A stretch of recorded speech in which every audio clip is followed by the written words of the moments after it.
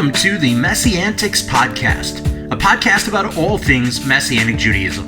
Each episode, we will be sharing our opinions as we tackle some of the biggest issues in Messianic Judaism. Now, here's your hosts, Rabbis Eric, David, Jonathan, and Toby. We're so glad that you've tuned in to listen again this week. We have an episode that we hope will be a blessing as well as interesting to everybody, maybe a little fun.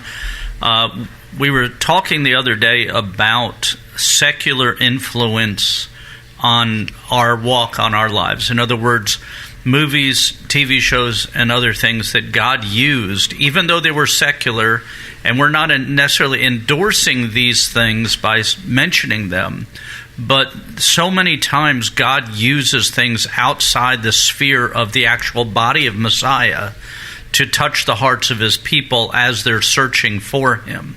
So we thought we would just share in this episode different things, whether it's a book or a movie or a television program, music, something that God used to influence us and draw us near, even though that particular item would not necessarily be something that was godly or righteous in its own making, but just caused us to think about things, which influenced us as we were searching or looking to find the Lord. So I know that Rabbi David had one when I mentioned this that he said jumped right off at him, so I'm going to let him go first. So one of my favorite movies, I'm not saying it's one of the best movies in the world in terms of like content and or whatever. And we want to pre-say this one more time. We're going to talk about things that we are not endorsing. We're not saying these are great things. Yeah. These are things you should watch. We're not encouraging any of that.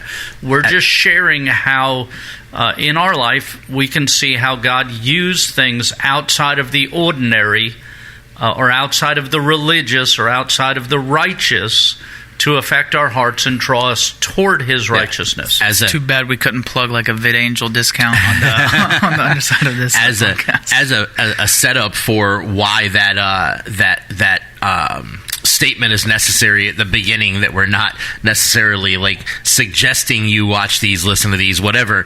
One of my dad's favorite movies was, I don't know if it still is or not after this incident, was The Frisco Kid, and he swears that he had never seen it outside of the made-for-TV version. Let me fix this.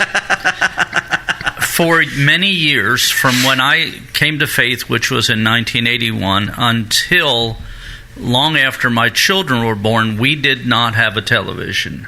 So the only movies I watched during that whole time was whenever I was on an airplane and I would watch a movie, or the movies that I saw when I was a kid, which were at my parents' house, which was before they allowed language on TV. They used to edit everything that went on TV. Yeah. They still do it to an extent. So I when he says I never saw this movie in its content before, that's why, because I did not see all the movies I'd seen up until that point were when I was young, where TV edited for content, or movies that I saw on airplanes, which are also edited for content, or used to be.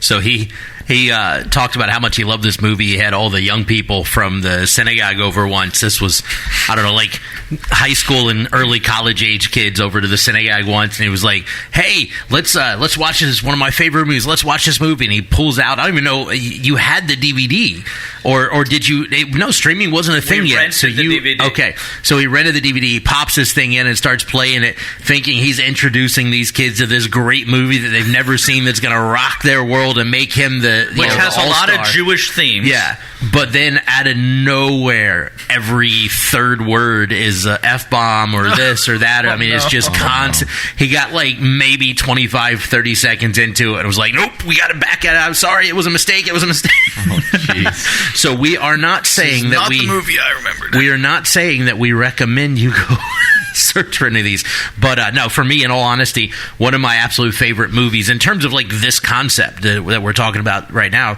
one of my absolute favorite movies is Bruce Almighty with Jim Carrey. Which Jim Carrey, whatever, he's questionable whether or not you like him or not. He's kind of typecast as overacting on everything, but this particular movie was just absolutely hilarious. You got Morgan Freeman playing God. You got Bruce Almighty playing this guy mad at God about everything in his life, ignoring the fact that 90% of his problems were his own making, but blames it all on God and what have you. So the premise of the movie is that he, kind of flips off God and says, all right, obviously you're not real and whatever. And so God appears and says, all right, here, I'm going to give you my power for, X amount of time over this one city. You can do my job for this one city, and you can do anything I can do, but only here.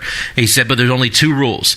You can't tell anybody you're God. And Morgan Freeman says, believe me, you don't want that kind of attention. And then the other rule was you can't mess with free will. And so through the movie, Bruce has this love interest that he's in, and he's trying to figure out how he can make her love him because he's got God's power and whatever. And he keeps wrestling around with this. And so finally, after he's gone through all these really bad things, he finally decides he's going to start trying to do things right. And he's trying to fix problems and actually do God's job to some degree and help people out and whatever. And he runs to Morgan Freeman, and he's just mad because nothing's working out the way he wants, and nobody will believe that he's in God, and nobody will do whatever. And he runs to Morgan Freeman as God and says, how do you make so many people love you without affecting free will? And Morgan Freeman as God says, if you come up with an answer to that one, let me know. And it just really struck me. Because God's not wanting robots, right? He didn't create us to be robots. I talk about this a lot in our services. Rabbi Toby just mentioned this in our Bible study last night. He didn't create us to be robots. He didn't create us to be, Brooke, actually. I just was it Brooke? It was Brooke. Okay. It was Brooke, my wife. Didn't create us to be robots. He created us to experience his love and to love him. And he wants us to love him, but he wants us to want to love him, right? Not to be forced to. And so that one interaction, how can you make people believe in you if you can't affect their free will? And God's response, the movie version of God's response is, well, if you ever figure that out, let me know. I'd like to know how you figured out how to do that. Not that God doesn't know everything, but God, is well aware that there's no answer to that. There is no making people love you if they don't want to. And so that as soon as this topic was suggested, my brain immediately went there. It's one of my absolute favorite scenes in almost any movie because it really is. It's a powerful thing. If we don't choose God, then we're not going to have that relationship that God wants with us. He's not going to force it on us. The first movie that came to my mind is a Marvel movie, and it's not my favorite Marvel movie. It's really good. I mean, it's up there, but it's about a superhero. It's Thor, the very first one. Okay.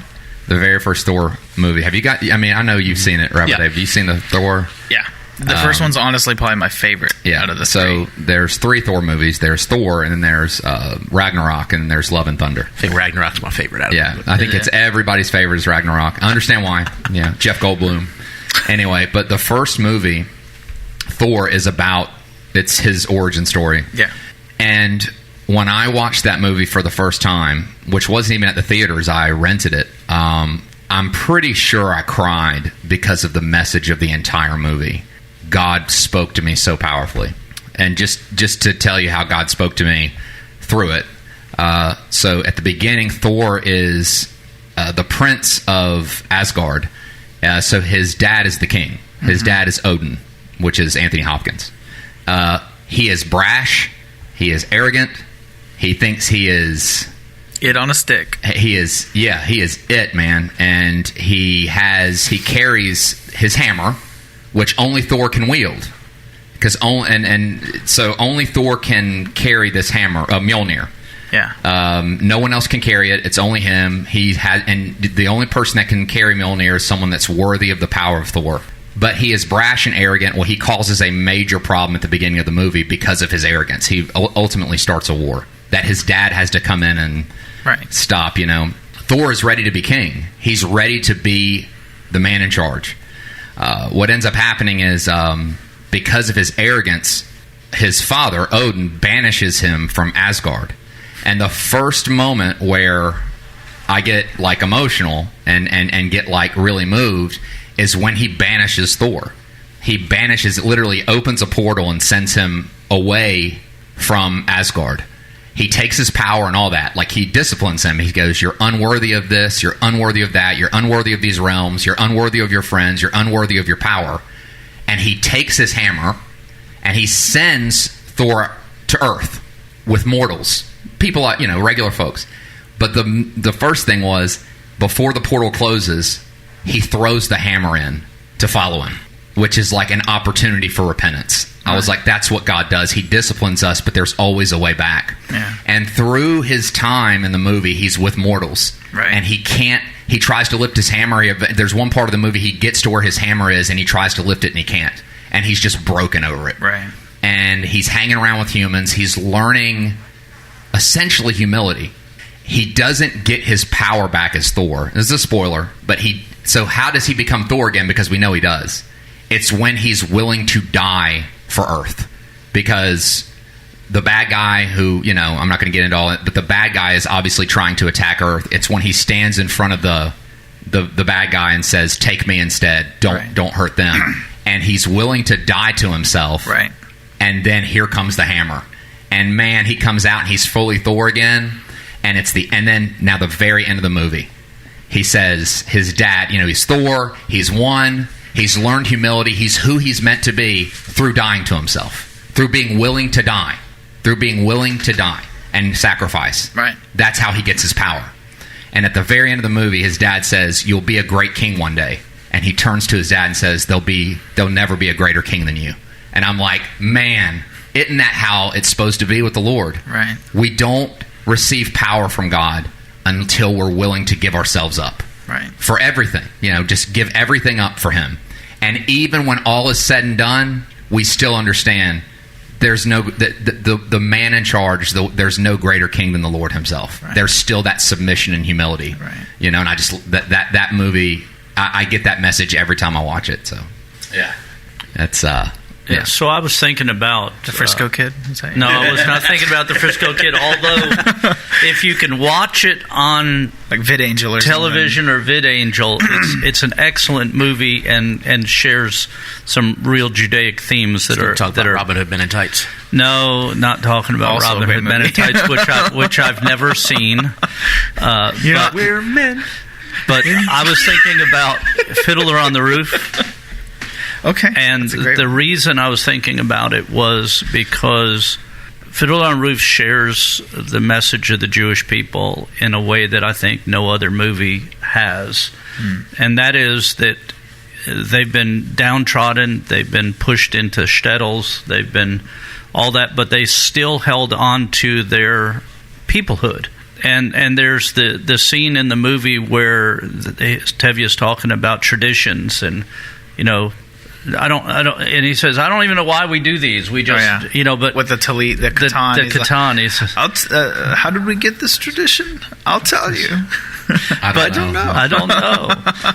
But the point is that it made me think about myself and how much of what I was doing now remember, so before I become a believer, I'm listening to watching Fiddler on the Roof, listening to it on the stereo at the house, all that. But it made me think about myself and my relationship with God and how much of what I did was just because it was tradition. It's what we did. It's like eating matzo ball soup. Right. Eating matzo ball soup's delicious. Eating matzo ball soup doesn't make me Jewish. And if a Gentile eats matzo ball soup, it doesn't make them Jewish. Darn. But there's a tradition to matzo ball soup that is part of what we are, but it's the outflow of who we are, not what makes us who we are. Right. And so when I heard him say that, and then the joy at the wedding, and then the torment of the soldiers coming in to destroy the wedding, and all the way through the life of the Jewish people being chased from one nation to another nation to another nation to another nation, all throughout history, and yet holding on to what makes them Jewish. But even in doing so, in some of them, like myself, it wasn't, I didn't know. Why do we do this? Why did we do that? Why did we do that? Now, I was raised in a Jewish home practicing. We went to synagogue every weekend. I went to Hebrew school. I learned a lot of this stuff. But for me, what was the motivation for me to do? Why do I wear a talit katan? Right. Why do I wear a kippah? Why do I? I know why other people do it. I know that it's part of that, but why do I do it? Right. And it made me start questioning who I was as a Jew, who I was in my faith, which ended up bringing me ultimately to agnosticism. I desperately wanted to believe in God, but the actions of my people, the Jewish people, that were contrary to God's covenant made me wonder if there really was a God. Why didn't the earth open up and these people get swallowed? Why wasn't this happening? Why wasn't that happening? On top of the questions of why did the Holocaust take place and why did all of those questions made me become agnostic, and it wasn't until I found Yeshua that I ended up finding the questions and the reasons for why I do what I do. So the movie made me question. It made me look, and so when Tevye said, why do we do this? I don't know. It made me as a Jew say, why do I do this? Well, I don't know. I know why it's done, but why do I do it? Mm-hmm. Why is it part of my life? And that led me on the journey that ultimately led me to the greatest Jew ever, Yes. Yeshua, and to where I am today. So while it's not a religious movie, it's a movie about Judaism, it's a movie about Jewish people, and there's Jewish themes and religious themes. It's a secular movie, and yet it caused me to chase after, to look, to question Favorite who quote. I was. Favorite quote from Fiddler on the Roof. My favorite quote? Even a poor tailor deserves a little happiness. Oh, mine is by far in the wedding scene where they just finished that argument, and Tevye is just like, and you can keep your diseased chickens. Because I remember the first time watching that movie, I was sitting upstairs where I used to live in a little cottage at my desk in a rolly chair, and I almost fell out backwards out of the seat laughing so hard. Like it was one of my favorite quotes still ever. I think it's not a quote. It's anytime Tevye, there's a particular moment at the wedding of his daughter, Tzeitel. She's marrying, the tailor, and he stands up. There's this whole thing about dancing, Right? Yeah. and he says, "I'm going to dance with my wife at the wedding." But before he does, he looks at God real quick, and I thought, and for me, and I'm not Jewish, but for me, I'm like, that's the relationship you want with God. Right. Is this personal? Right. He would look up at him for a second, just for a second, like, Right. and I love Almost kind of breaks the third wall type of a thing. Yeah, Hope it's okay. Well, because I've heard, and I'm not trying to get theological, but I've heard an Orthodox Jew say, well, God is abstract and he's aloof. Right. Sure. That's not at all what Scripture teaches, by the way. Right. That God is aloof and he's so abstract that he's unknowable. Right. I love that Tevye, again, not a religious movie, and we know how he feels about Christianity because he sends his daughter away when she marries a Christian. Right. One of his daughters. But that little look up to God was like, man, like, that's the kind of relationship, a daily over the important things and over the little things like that. Right. Yeah, go ahead with yours. My favorite quote is, again, his interaction with God. Reb Tevye looks up to the sky and goes, I know we're your chosen people, but can't you choose someone else for once? Yeah, and another part of the movie that so moved me is the song If I Were a Rich Man, where he talks about all the things, the worldly goods, and how, big house and big chickens and ducks and geese and a happy wife and all that. But then the end of the song is really what would make me rich if I had the time to sit in the synagogue and pray 7 hours every day. If I could listen to the holy and so that was, again, it made me look at my life and say, because I remember when I saw that movie, I was like forced to go to synagogue. Like I went to synagogue when I wanted to, and I went when my parents wanted to, and that meant all the time. And we would sit there, and it was sometimes dry and dead and repetitive and all those things. And I didn't want to. And when I saw that and saw the longing in his eyes as he said the words, would make me the richest man of all, would be to have this desire. If I could have all the riches that I wanted to, I'd trade them all for being able to just sit in synagogue 7 hours every day. And I thought, man, that would be miserable to me. to spend 7 hours, but what is it that made him Want that? What relationship? What heart?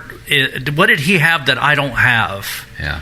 That would make me want to spend 7 hours every day in synagogue.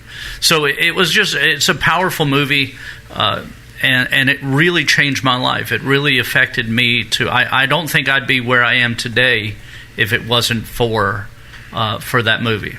Right. And it is a long movie. Yeah, and following up that... It has an intermission, right? Yeah, it has an intermission. So long it has a break in the middle. It's old enough it has an intermission. It's like take a break. So the other movie that I watched around the same time that also caused me to think this way, believe it or not, is Star Wars. Oh, wow. And that's because of the good and evil theme. Yeah. And because of this spiritual, supernatural, religious order. The Force. The Force, Jedi. The religious order, the Jedis, and all of that going on contributed to this quest that I had. It kind of motivated me to search for the religious order, the faith order, the belief system. So all that went on, and at the same time that was going on, all of the songs on the radio in the 80s, if you look back, you'll find that they either chose a strong worldliness message or they chose a religious message. And it was funny because there were songs like The Devil in Blue Jeans that came out during that period of time about this woman who shows up at this guy's tempting him to fall into unrighteous activities and stuff. And all of this was going on. And so when I look at that season in my life, I can see how God was using those things that I would listen to, those things that I'd look at, those things that I watched or read, right, to reach through them to me, even though they weren't necessarily things that I would tell people today, hey, go watch this because God will speak to your heart through it, or go listen to this song because God will speak to your heart through it. Sure. But it was secular things that really touched me, rather than, like, I can't point to a moment where my rabbi preached a message in my synagogue and I walked away going, wow, I really want to love God. Was it Orthodox, conservative? It was conservative. I was Orthodox when I was younger, but conservative, leaning toward Orthodox. Okay. But, I mean, I enjoyed the messages the rabbi gave. They were filled with wit and humor and things. Sure. But I can't remember a time that I listened to my rabbi and left going, man, I want that relationship with God, like I did when I heard Tevye say, yeah, if I could only have 7 hours, that touched my heart. And in a unique and powerful way that led me to search for a Judaism where you could that have that. I could have that. Yeah. Right. It's awesome. Yeah, I love Fiddler on the Roof. I do love the, I guess we'll call it a caricature of a prayer life, because he's got kind of two, he's almost like throughout the movie, he's constantly like, Lord, why would you do this? Lord, what about that? And then, of course, he's also like praying liturgically, like he gets home right before Shabbat and he's saying his Sabbath prayers as, man of the house, and his wife's trying to, interject to get him to, go talk to Laser Wolf about marrying off one of their daughters, and he's like, shh, starts praying, and then he finishes, and she's like, amen. You're like, okay, now here's what you need, blah, blah, blah. And so, like, I do love that, there's just how that's characterized in that movie. But anyway, the thing that came to mind when y'all mentioned it yesterday in the group chat that we would do an episode on this was probably one of my favorite movies, actually also one of my favorite books. The book was written in like late 1800s, early 1900s. And there's actually two movies. There's a black and white movie, and then there's a color movie. I've never seen the black and white, but the color one is probably my favorite, early 2000s, called The Four Feathers. Mm-hmm.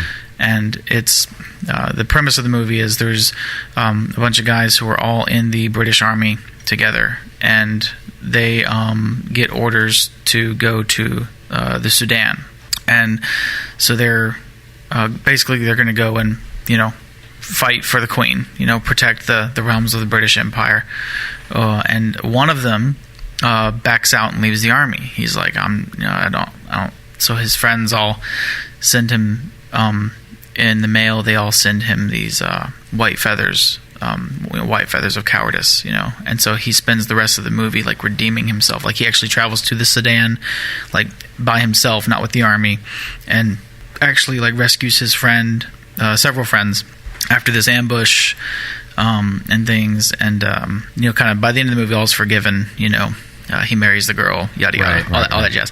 But one of the characters in this movie that he meets in the desert that saves this character saves his life. He's dehydrated. He has no idea where he's going. He's lost. He's got his camel, but then the camel, he falls off the camel. He's so malnourished, dehydrated, and this guy finds him. And it's never made clear what this guy was like religiously, because he's a very religious individual. When he saves this guy's life, and he's kind of toddling along with him in the desert. He wakes up one morning and this guy's praying, and he's got like a little thing of incense going, and he's like, it looks like, so he could be a Muslim, but Muslims don't really do incense right there with them when they're praying. So it's like, okay, so he clearly must not be that. But so it's never made clear what he is, but he's definitely what we would call a God-fearer. Like, he clearly understands that there is a God, and that there's a clear distinction between good and evil, righteous, unrighteous, bravery versus cowardice, that kind of thing. And one of the quotes that has, and he helps this guy rescue his friends, and so he's kind of like this random stranger who he meets in a desert with this guy, and he helps this guy, do all these things, and even imparts a lot of wisdom to him, which develops the British character's character growth along the story. But one of the quotes that he says, he asks him, why, I'm an Englishman, why would you rescue me out in the desert? Because it's difficult. You got to pick me up, you got to put me on a camel, you got to give me water and food. Like, why would you bother with me? And he looks at him, he's like, God put you in my way, And I'm like, and that quote has, and then he gives that quote to his fiancée too when they get married in the end, because she had left him because of his cowardice and everything, and he's redeemed at the end. And so she's like, so now what are we gonna do? Like, are we gonna get married? Are things gonna go on as they once were? And he's like, well, God put you in my way. And so it'll kind of leading us to think, oh yeah, they'll continue as all things will end well. Right. And that quote has kind of stood with me, especially in regards to dealing with events and people. Right. That right. No one's problems that crosses my path are unworthy for me to deal with. Like, I'm not somehow above this person and their problem they're bringing to me. Yeah. Because, and I know it's not a scriptural thing necessarily, but the idea that, God put you in my way is that, God very, very likely possibly did put this person in my path, or at least knew this person was going to cross my path. Yeah. And that how I interact and how I deal with this person or event will reflect off of how my relationship with God is at that point. And if my relationship with God is strong and good at that point, then likely I'm going to deal with that person in a righteous way. If I'm lacking in my relationship with God, it's very likely that my dealing with that person will, I won't rescue the man in the desert. Sure. I won't pick him up and give him water and, take care of him. But if I'm living my life in that way where God put you in my way, God is dealing with me, God is nothing's with me, haphazard, guiding me, right? Then I'm going to rescue the person who clearly in front of me needs rescuing. I'm going to, I'm going to embrace the event or opportunity or person that God has clearly allowed to be in my presence. So, when was the last time you watched that? It's a few years ago at this point, maybe 4 or 5 years ago. Oh, okay. Because it's not even, I don't even own the movie. It's my parents owned it, and again, it's not. There are a couple parts in that movie that aren't family friendly. So again, good Vid Angel would be. It's a war. It's a war movie. It's an adventure movie, war movie. So. No, I like it. So I grew up along, Rabbi Toby's right there with me. Technically, Toby's like a year and change, 2 years older than I am. Yeah. But, grew up in the 80s and 90s, and particularly grew up with the ABC's TGI Friday lineup. the early years of the TGIF TGI Friday lineup. Family Matters. You had Family Matters, and you had Full House, Step by Step, the Dinosaurs, all of that, right? Not the mama. Sabrina the Teenage Witch was a part of that, yeah. And then you also had like Home Improvement, which wasn't necessarily part of that. It was a different lineup, but the thing that really sticks with me to that, and you kind of see it to some degree, but you don't see it as much anymore today as we used to. The thing that really stuck with me with all of those episodes is they had one like constant theme through all of those series, right? There was always a member of the family. It was always, centered around the family. There was always a member of the family that did something that kind of royally screwed everything up for everybody, and the whole episode was fixing that, right? And you see the emotional turmoil that it causes to different members of the family and their network, their community, whatever. You see the different emotional toils and the torment and all the cause and effect realities of the choices of the individuals. And it was usually the kids or, and still it's even worse today, but that line always liked the style of show always liked to make the dad look like an idiot in a lot of cases and whatever. It's unfortunate. But there's always somebody makes an intentional choice. They do something, and then there's a cause and effect to that.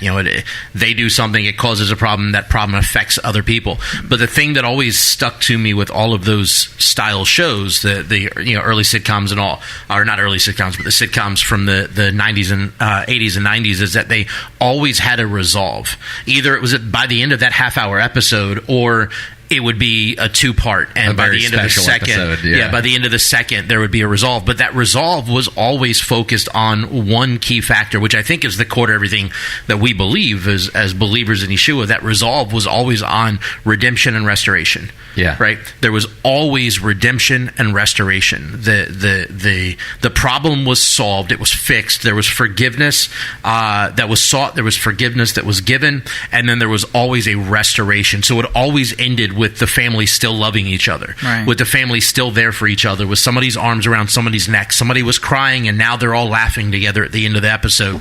And you don't see a lot of resolve anymore. There's, like the big thing is the cliffhanger. Every episode of a season now of almost anything has to have a cliffhanger that gets you to come back to the next episode.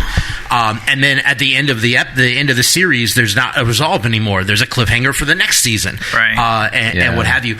But there's something to that resolve, particularly that idea of redemption and restoration, that I think made the 80s and 90s sitcoms so important. I mean, they really were. Like, my family sat around and watched, Family Matters and I will say Full House. And Carl Winslow was a sharp dad. Oh, I loved that show. And that was one of the few where the dad was not presented as an idiot. By the way, I would just love to have a hug from Carl Winslow. He's just he was one of my TV dads. Yeah, he was great. And it still is. I mean, what's the is it Progressive, I think, that's using kind of like the dad, him as like a pseudo character similar to what he was on that. But that Home Improvement, all of these, the family, the nucleus family was the thing that held it all together. And there was always a choice, a negative choice, cause and effect, a resolve that brought about redemption and restoration that was always at the crux of everything in those type of series.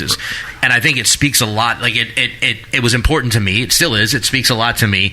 And I think that it shows. It speaks a lot into the reality of what it is we believe as followers of Yeshua, even though it's secular TV shows and whatever.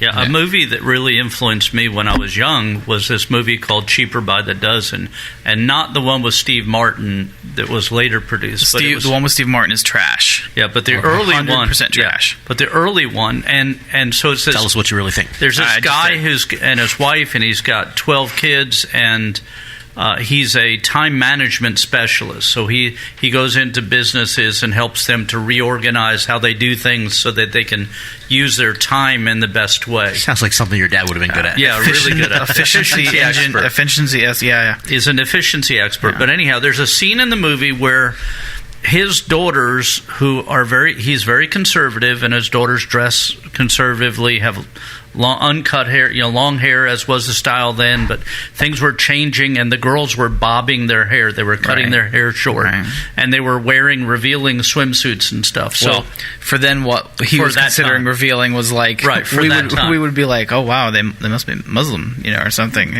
So modest. There's this scene where they go to the beach and the family's there with their full body swimsuit kind of things and all that, and the oldest daughter wants to be popular, wants to be part of this group, and she talks to this young man who was hanging out with these girls, and he makes a statement which I still remember today, and he said to her, she says something to him, and he says, no, those are the type of girls guys want to date, but you're the type of girl guys want to marry.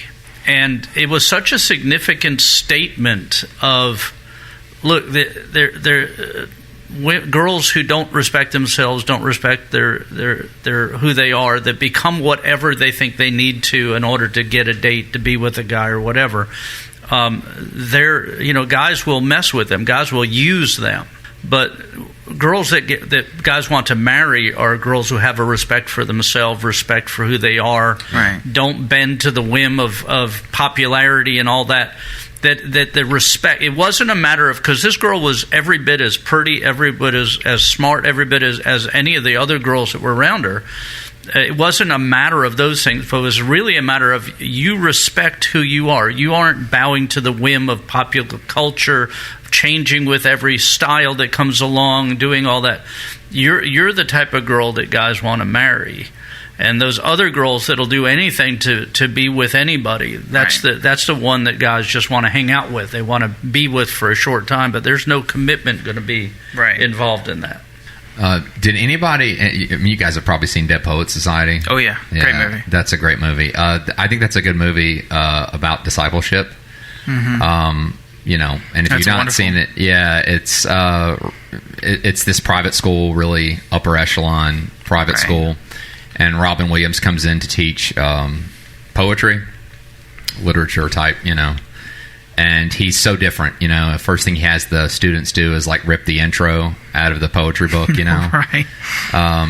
and of course immediately there's people that begin to take in the school, like above him, like the I guess the administrators, the chancellors of the school or whatever, begin to take notice, obviously, because he's going against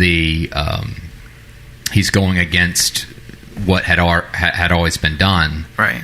But he begins to change these kids' lives. It's almost like a Yeshua and the Disciples type story. Right.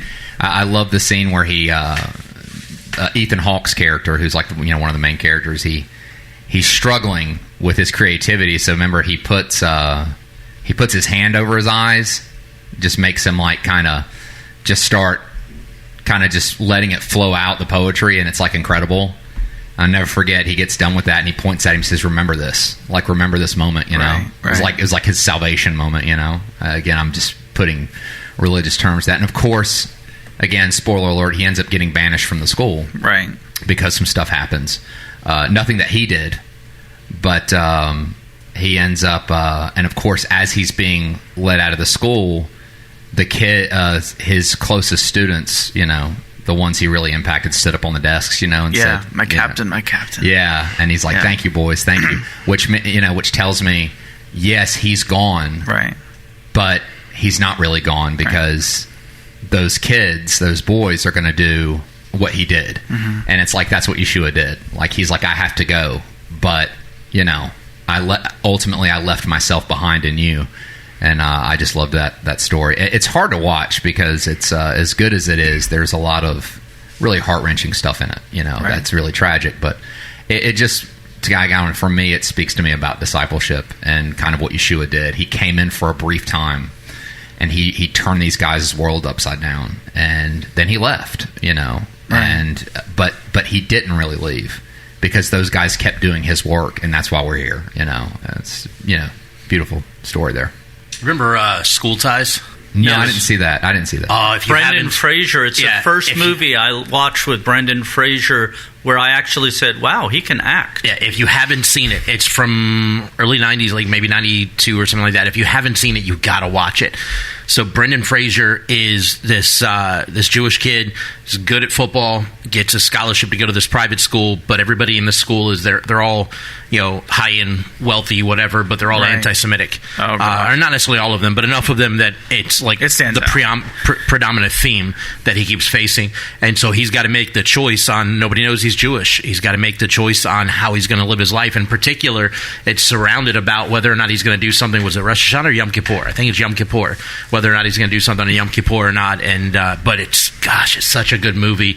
And for portraying the struggle, the internal struggle, particularly as a Jewish person in society, but I think it's true today, especially of being believers as well, that internal struggle of how much of yourself you're willing to really share. Right. And if you're not willing to share it, is it really a real part of who you are? Yeah, are you willing to hide your faith and your belief system in order to prosper in the world, in order to be part of the successful? In that case of that movie, not only was it about his scholarship to go to this elite school, but about what jobs and such he'd have afterwards, about the girl that he fell in love with, about all of those things were based upon him pretending to be a Protestant Christian. And it presented him, it made conflict with his family because he's having to put on this show that his family wasn't happy with, and in their perspective it was just for a game or just for the scholarship or whatever. Really, really great movie. By far, one of Brendan Fraser's best performances. Yeah, I was shocked that he could act because all the other movies that he'd done up until time that were those stupid comedy kind of things. Right. And it had everybody. I mean, you've got Brendan Fraser, Matt Damon, Chris O'Donnell's in it. Ben Affleck was in it. Like, this is everybody's intro. Right. Such a great movie. Into the world of Again, I watched it on television, where the language and things would have been removed if there was any. So we're not endorsing you to go out and rent the movie if it's not rated. And if memory serves, there was language in it. But that era and what they were dealing with and wrestling with and whatever. But nonetheless, great movie in terms of, and speaking to what we're dealing with today, in terms of really cultivating a perspective of how you live your walk with the Lord out in society, how it affects your faith, what your faith affects in the rest of your life. And, as Rabbi Toby was talking with Thor, are you willing to give up everything for God? Are you willing to give up everything to walk in that way? I talked about this at CMC recently, that Yeshua tells us that the world's going to hate us. Like, he warns us in advance. Everybody's got this notion that being a follower of Yeshua is going to make your life easy and hunky-dory and whatever, but he specifically says the world will hate you, but it's not you that they hate. It is the one that's inside of you, is me in you, that they hate. And so, because of that reality, we need to one, realize that we have to give up everything for him. That includes our hopes and dreams of being whatever to the outside world, because what we need to be to the outside world most foremost is a representation of Yeshua. And so we need to be willing to throw everything aside, throw everything away to put him foremost. But also with that is that reality that requires a certain degree of sacrificial living. You see that with Thor, as Rabbi Toby was saying. You see that with School Ties, with Brendan Fraser trying to really wrestle with whether or not he wants people to know he's Jewish, or with Fiddler on the Roof and so on. You see that throughout. And so it's so important. We look at, I think, film and music and whatever, which we all ended up talking about film. Like I could go through a list of songs too, but some of those we may do a future episode on songs that affected us. Some of the songs I might throw out there might get me in trouble, but and maybe some books that we read in another episode. But I think this has been fun to talk about. I love how, and when you talk to other people who are believers, they all have moments or times or experiences where God used something outside of. It wasn't just, I could look at my life and see the times where people spoke into my life where, I had a teacher that was very influential in sharing Jesus with me before I knew he was a Jewish guy. And, I can see those times where believers actually interacted in my life and tried to share their faith with me.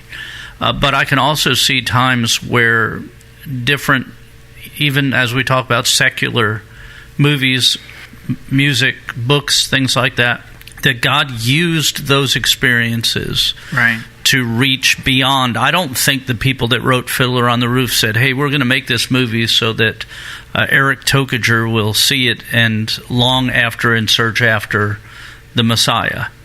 I don't think that happened with School Ties or Star Wars or Thor or any of these things.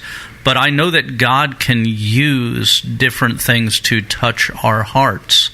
And I would encourage you, do us a favor, whatever format that you're listening to, if God used a movie to touch your heart in the process of drawing you to Him, put the movie in there. Let us know how it was and how it worked and what influenced you. I'd be interested to find out how God used something outside the normal of evangelism to touch your heart through a movie, a TV program, or something like that.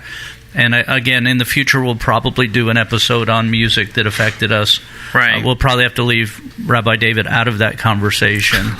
But maybe books, and maybe even do an episode on people that influenced our lives outside of rabbis or pastors, but people that influenced our lives for the good. So anyhow, I hope you enjoyed the episode. I hope that it was meaningful to you. I hope it caused you to think of different influences that God used in your life that were out of the ordinary.